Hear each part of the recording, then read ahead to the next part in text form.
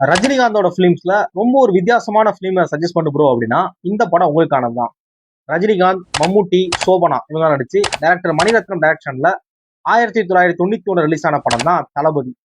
இந்த படம் அந்த டைம்ல மிகப்பெரிய ஒரு மாஸ் கிட்ட கொடுத்த படம். இந்த படத்தோட ஸ்டோரி என்ன அப்படின்னா, ரஜினிகாந்த் மம்முட்டியும் க்ளோஸ் ஃப்ரெண்ட்ஸா இருக்கிறாங்க. இவங்க ஒரு கேங்ஸ்டர்.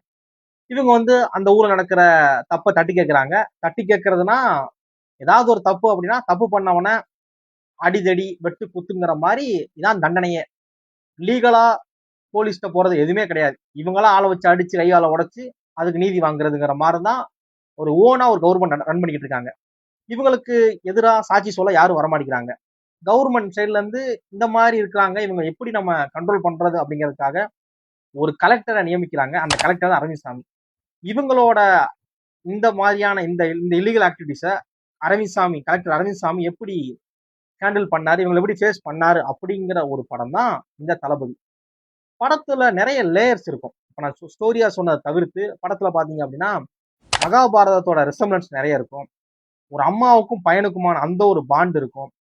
தன்னோட மகனை தேடி அலையிற ஒரு அம்மா, அம்மாவோட பாசத்துக்காக ஏங்குற ஒரு பையன், அந்த மாதிரி ரெண்டு நண்பர்கள் எந்த அளவு க்ளோஸா இருக்க முடியுங்கிறத ரொம்ப அழகா காமிச்சிருப்பாரு.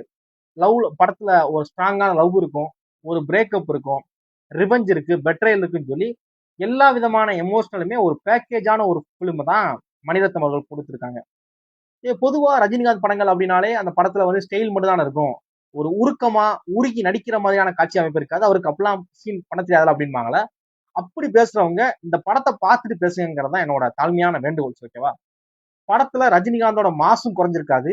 அதே டைம்ல அவர் நடிக்கிற அந்த உருக்கமான நடிப்பையும் ரொம்ப அழகா காமிச்சிருப்பாரு மணிரத்னம். மாசு அப்படின்னா அந்த சிகரெட் எடுத்து விடுறது, முடிய கோர்றது, அந்த மாதிரி மட்டும் இருக்காது. இதுல ஒரு சீன்ல கூட ரஜினிகாந்த் சிகரெட் பிடிச்சிருக்க மாட்டாரு. ஒரு சீன்ல கூட முடிய கோரி இருக்க மாட்டாரு. அப்படி இல்லாம இருந்தும் படத்துல ரொம்ப ஸ்டைலா இருப்பாப்ல ரஜினி. அது மாதிரி இந்த அழுது உருண்டு பரண்டு குடத்துக்கு தலையில வச்சுக்கிட்டு தான் ஆடுறதுங்கிறது ஆட்டம் கிடையாது. அதான் நடிப்பு உருக்கணும் அப்படி இல்லை. ரொம்ப சிம்பிளா ஒரு ரெண்டு லைன்ல அவரோட எமோஷனலான இதை கன்வே பண்ணி டோட்டலா ஆளே அப்படி பயங்கரமா ஒரு நடிப்பை கொடுத்துருப்பாப்ல. சொல்லுவாரு எனக்கு பெருசா நடிக்க தெரியாதுன்னு. அது எல்லாமே போய் பயங்கரமா நடிக்கக்கூடிய ஆள் அவரு. ஒரு ஒரு படத்துல எப்படி மொத்த டிபார்ட்மெண்ட்டுமே அவங்களோட பெஸ்ட்டை கொடுக்க முடியும் அப்படிங்கிறதுக்கு ஒரு இதுதான் இந்த படம்.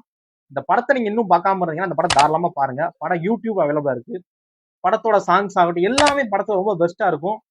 ஒரு கல்ட் கிளாசிக்கான படம். இப்பயுமே நிறைய பிலிம் மேக்கர்ஸோட ஒரு ஃபேவரட்டான படம்னா அது தளபதினு சொல்லுவாங்க. இப்படி ஒரு படத்தை பாருங்க. தேங்க்ஸ் ஃபார் வாட்சிங்.